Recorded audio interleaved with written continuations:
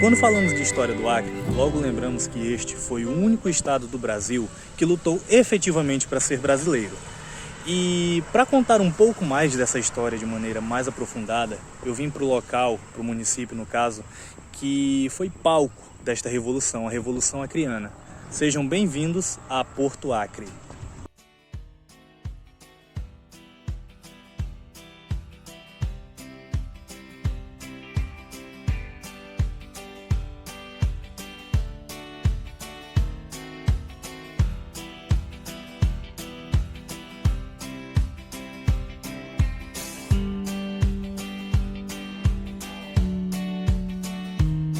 A nossa cidade era muito pacata, como ainda é hoje. Mas se a comparar-se o hoje com ontem, no tempo que eu tinha 8 anos de idade, uma cidade grande hoje. Basta dizer que só tinha uma rua. Só tinha rua e só tinha olha, a cidade muitíssima pobre. Naquele tempo, movida pela época da borracha, o ouro preto do estado do Acre. Hoje eu estou com 68 anos de idade. E a cidade... Nós pensávamos, como eu já disse, que teria seu subdesenvolvimento, mas não foi bem assim. Na proporção que foi criada aqui a vila, passou de vila para município, sede do município, os outros subdistritos ficaram bem maiores. Por quê? Porque o Ica é mais perto de Rio Branco. O V é uma cidade que corre dinheiro. Então Porto Acre ficou como fio de linha. Não há aquele interesse político de desenvolver a sede do município. Por quê? Porque é um fio de linha. Número de pessoas, vou te contar uma coisa, hein, cara, dá até pra achar graça. Tinha no máximo, umas 200 pessoas aqui dentro. No máximo 200. Por quê? Porque só existia uma rua. Existia 35 casas entre residencial e não residencial, como posto de saúde, delegacia, uma luzinha que acendia aqui, ali provisoriamente, com 9 horas apagava, os postos, era até engraçado os postos que tinha. Então, essa era a vida da cidade.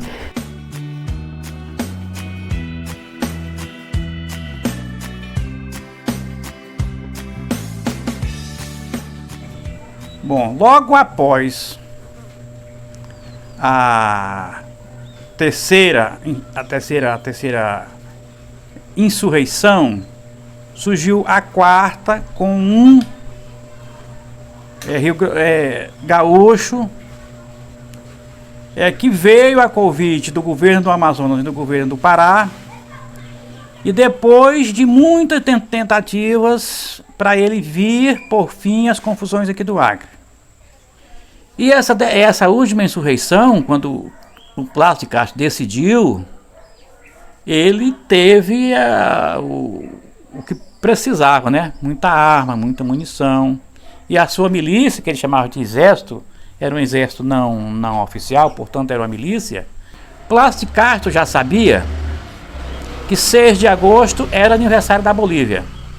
E a Bolívia inteira estava preparada para uma festa, não para uma revolução. Ele subiu com um navio pequeno, chamado Rio Afuá, pintado de uma determinada cor. E trazia tinta para repintar quando tomasse o Chapuri, Marechal Sucre na época, de outra cor. Para quando viesse voltando, que as notícias aqui à margem do Rio Acre tivessem espalhado, que ele já teria tomado Chapuri, não, aquele navio que subiu era pintado de outra cor, sabe? Aquele lá é outro navio. E assim ele ia passando, até chegar aqui onde hoje é Rio Branco, Seringal Empresa, onde foi aí mesmo que o pessoal desconfiaram disso e começaram a investir em cima do navio. E lá houve uma investida boliviana muito grande, onde brasileiros e acreanos, brasileiros do Acre e bolivianos perderam muitas vidas. Mas ele conseguiu passar pela empresa. Aqui é como se fosse assim um município da Bolívia, Porto Alonso. Era um municípiozinho que tinha 35 casas. E tinha um exército aqui boliviano. E tinha um comandante aqui. E o comandante já tinha certificados de que o Plácio vinha descendo. Então ele mandou colocar aqui na beira do Rio Acre, de um lado de cá, numa embaúba, do outro lado do Envireira, e atravessou uma corrente para que quando o Plácido viesse com o navio, não pudesse passar. E quando o navio veio, encontrou a corrente e não passou mesmo. Mas Plácido de Castro, ele conseguiu que o navio não fosse tombado no meio do rio. Então ele conseguiu recuar com esse navio. Recuou aqui umas 2 voltas e entrincheiraram daqui as 2 voltas e rodearam aqui em torno de Porto Acre, dividindo sua turma em 10, 15, 25.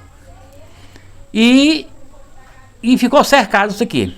Então o exército boliviano, comandado pelo coronel Rosendo Rojas, eles ficaram encurralados aqui. E assim o Plácido de Castro foi dominando até o exército boliviano se achar dominado pela fome e pela sede e pelo comando do exército do Plácido de Castro. E no dia 24 de janeiro de 1903, ele aqui levantou bandeira branca, 3 horas da tarde. Bandeira branca aqui. Levantou bandeira branca, de lá o Plácido de Castro viu e veio ao encontro de Rojas. E ao invés de, como muitos trata o vencido, ele tratou educadamente o vencido, respeitosamente. Não lembro aqui quais as palavras que ele usou, mas eu sei que ele foi muito elegante com o Rojas, de formas que os Rojas entregou aqui, assim, o pedaço de chão a Plácido. Eles queriam. Depois, quando o governo abriu os olhos aqui, que o governo brasileiro chamou o seu ministro das Relações Exteriores, o que a gente chama de Barão de Rio Branco, com alguns assessores, se encontraram em Petrópolis, seu município do Rio de Janeiro, e convidaram o ministro das Relações Exteriores da Bolívia para pôr fim a isso aqui. E o Brasil ficou de pagar 2 milhões de libras esterlinas à Bolívia e criar uma estrada de ferro para que a Bolívia passasse com seu produto até o Rio Madeira. E 17 de novembro de 1903 foi assinado em Petrópolis esse documento, esse acordo.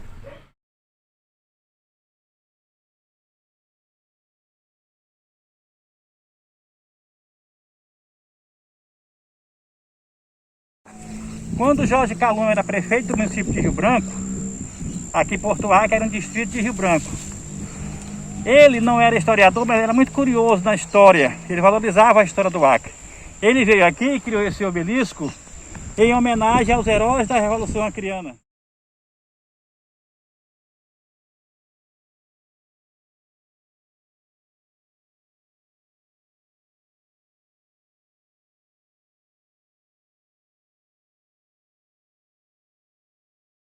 Munguba. Conhece munguba? Não.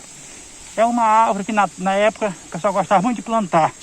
Essa última aqui tinha um pedaço assim do solo que era concretado. Então eles pisavam assim, fazendo tum, tum, tum, tum, tum.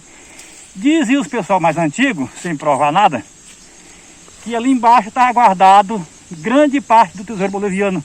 Quando eles perderam a revolução aqui, que não podiam levar, ele também não fica para mim, também não fica para vocês. E enterraram aqui. Sr. Adalberto, por que essa... Assim, eu percebi que essa área aqui, ela querendo ou não, ela representa uma história bacana, assim, para... Não só para o município, né, mas também para a história do Acre. A partir de que momento, sei lá, por que isso ficou assim? Tipo, assim como? Eu vou dizer... Eu não queria... Exatamente, abandonado, mal cuidado, porque o senhor mostrou algumas partes aqui históricas aqui não só do município, vamos dizer assim, importantes para o Acre. Uhum. E eu percebo que tá, sabe, abandonado mesmo, entregue às matas. Por que isso ficou assim? Primeiro, digamos assim, alguns prefeitos até tiveram vontade de fazer alguma coisa aqui. Reconstituir o palácio, dar uma estrutura aqui para receber visitas, os turistas vir para cá. Mas dentro do Ministério da Cultura tem um órgão chamado IFAM. E assim, eles dizem que só eles podem mexer aqui. E eles quem? Os especialistas desse órgão. Porque eles têm que ir cavando aqui não a máquina, a mão. Aí vão passando aquele pincel próprio para identificando e limpando aqui os objetos que foram usando aqui. Mas existe também um pouquinho de relaxo também aqui em relação aqui. Pelo menos limpo era para dar, né? Exatamente. Na época não existia tijolo ainda, mas já existia o cimento. Então aí eles, no lugar do tijolo, eles colocavam vidro. Era vidro com cimento, e levantando as paredes, o piso. É isso aí, ó. Tá aqui um pedaço maior, tá aqui. Isso aqui é um pedaço maior. Aqui, ó. Aqui, ó. Aqui, ó. Que é grande. Esses caras que vêm de Rio Branco, somente fazer muitos deles, arrancam e levam. Aqui, ó.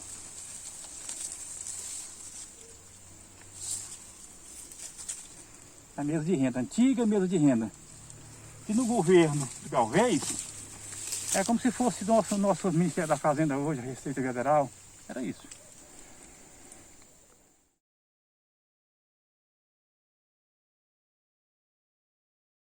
Aqui era uma delegacia de polícia. Foi construído para ser uma delegacia de polícia aqui. E funcionou até os anos 60, eu acho. Funcionou a delegacia de polícia. Mas do tempo do Guiomar, que Guiomar, viu? Mais de 60. O Guiomar foi em 58, né? 48. Aqui funcionava a delegacia de polícia. E por último, o João Asfui, foi o primeiro prefeito aqui. Numa noite infeliz para ele, aqui chegou um rapaz, provavelmente matou ele bem aqui, ó. Na entrada aqui. Matou ele aqui, deixou o corpo estendido para cá, rolou o pescoço dele, saiu com a cabeça dele para cá. Ali estava cheio de mato, jogou lá no meio do mato, mais lá embaixo. Nosso primeiro prefeito foi. Aqui onde nós estamos, eram os barracões do Rosa Sobrinho. Eu chamo de barracão o que hoje o pessoal chama de mercadinho, né? Tinha o mercadinho e a casa do gerente, colaram na outra. Muito historiador, muito gente ligada à história, chama de barracão toda a estrutura do seringal. Eu chamo de barracão só a casa onde funcionava o mercadinho. Tinha de tudo aqui, do remédio, gasolina, gêneros alimentícios, vendia e comprava castanha, borracha, pele de animais, madeira, etc. Posto de saúde, construído no governo Guiomar Santos nos anos 48. Então, a delegacia, você já viu, o posto de saúde era aqui, e tinha uma estruturazinha até boa, faltava remédio em alguns momentos. Naquele tempo era enfermeira quem tomava de conta. Também, ó. 1948, era uma peladeira de arroz. Por que que o Guiomar decidiu montar essa peladeira de arroz aqui? Em função de um pequeno projeto de assentamento que ele criou aqui atrás, uns 4 quilômetros, era um polo produtivo, e lá eles plantavam feijão e arroz, aí pediram que o Guiomar construísse essa peladeira aqui, ele construiu. Então passou a servir os demais, os outros, que viviam pilando arroz no pilão com um monte de pilão. Agradeço imensamente ao seu Humberto e Adalberto, que gentilmente prestaram suas entrevistas ao nosso documentário. São pessoas assim que merecem destaque aqui, pois mantém viva a história do estado do Acre.